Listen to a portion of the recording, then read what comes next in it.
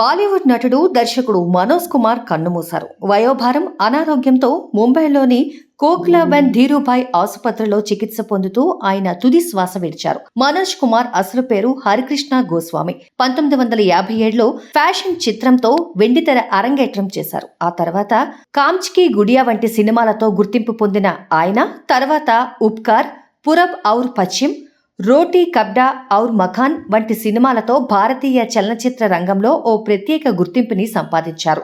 ఆయన సినిమాల్లో దేశభక్తి అంశాలకు ఎక్కువగా ప్రాధాన్యత ఇచ్చేవారు. అందుకే ప్రేక్షకులు ప్రేమగా ఆయనను భరత్ కుమార్ అని పిలిచే స్థాయికి ఎదిగారు.